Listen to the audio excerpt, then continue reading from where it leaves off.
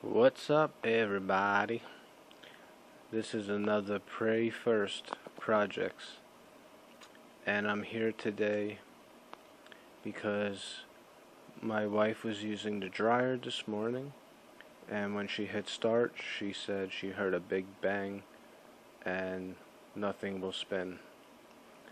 So, without even looking into it first, I'm just going to approach this just like you guys may. It's scary in the beginning when you don't know what's going to happen, but that's why we pray first, that God will give me wisdom and grace to fix this, and it will be working again in Jesus' name. So the first thing I did is just come down here and I grabbed my manuals just to see, I don't know, just to have a little comfort. It could teach me something. Just by guessing, I think it's the belt, because she said that the electric's still on. And she said she heard a bang, like I said, and a little smell. So, take a look at this. I told her to unplug it and open this up. I don't smell anything.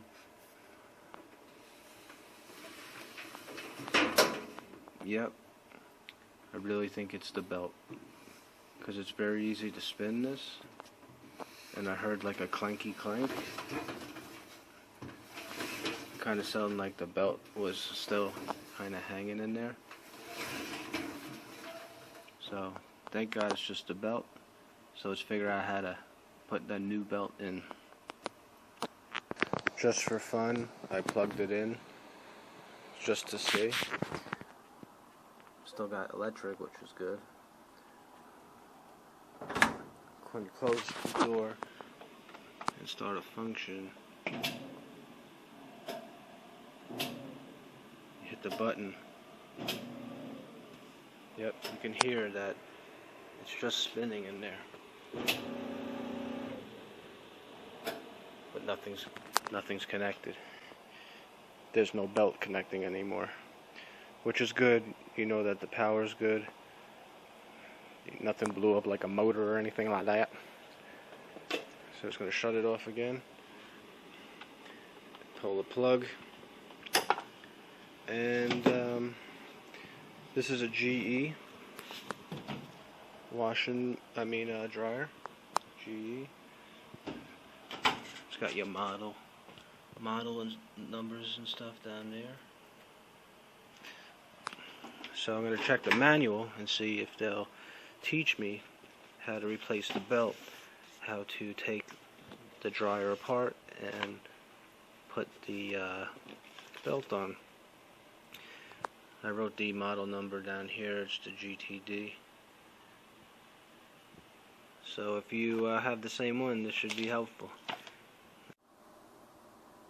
So, no information in the manual about changing the belt or where the belt is located. Even in the troubleshooting section, it doesn't say anything about if the drum is not spinning, what the possible cause could be. So, thank God, this is when I do my YouTube research and see if anyone else has done this before, and the best way to take apart the dryer.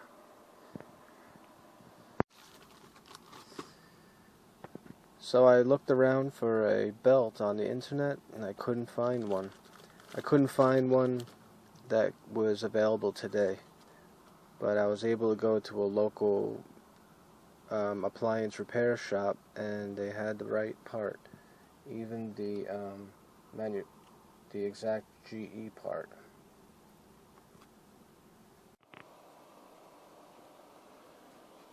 So yeah, it's hard sometimes when you have a problem to sit and do some research and not dive in right away, but thank God I was able to get the right belt today, and watch a video, like I said, from Maverick Mike. Went through all the steps how to take this thing apart, and it's a good time to clean out the lint trap underneath while you have the dryer apart. So let's give it a shot for the first time. So first step is to remove these nuts here. Got the little nut driver, 1/4, and my dad's a mechanic, so he got me one of these, a magnet little cup that can hold all your hardware. It's a great thing to have when you're doing projects. Of course, rags. A lot of things I learned from the YouTube video I watched was that a lot of this stuff goes together in a certain way with the clips and how all this metal attaches, kind of like a puzzle. So be patient with things when you slide it to the forward or slide it back to see where that clip may line up. I found a buried treasure. Inside the panel top there was a whole schematic or disassembly information. It tells you how to take the top apart. It's crazy. They had this taped next to all the electrical connections in the panel there. Next step was to remove 4 screws.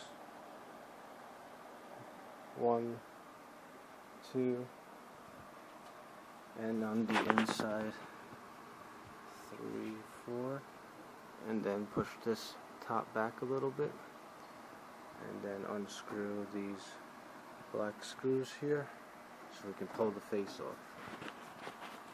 After removing the screws from here, you have to pull this up a little bit because it clips on the bottom 3 times. That was a little difficult.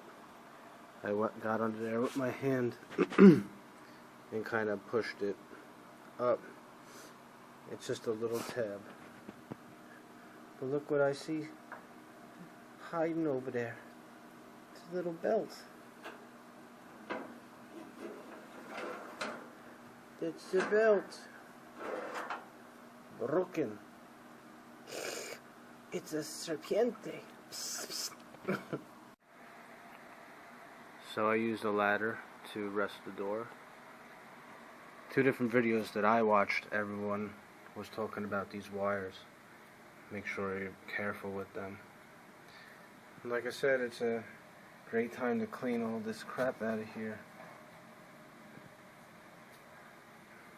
So I like to compare the old one with the new one. One problem I saw with some of these off-brands is that they were too small, and that's a problem. It won't fit. And then putting it on the barrel, I'm just gonna try to match the little brown rubber mark that's on there. Let's try to get it in that same place.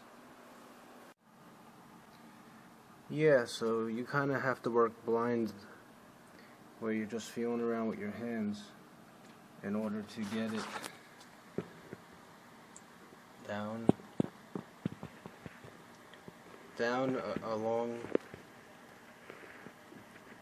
and around the shaft of the motor there.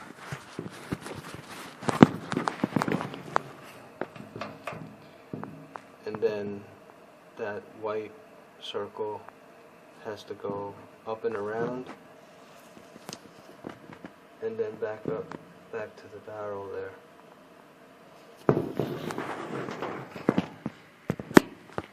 I felt around with my hands to try to make sure that this band is in the same spot. There's grooves on the outside, so it's after the hump of the first groove. And you can spin this a little bit to try to see everything is flat and the belt isn't twisted. So let's put it back together and give it a whirl, as Macaulay Culkin would say. Alright, all plugged in. Let's give it a shot.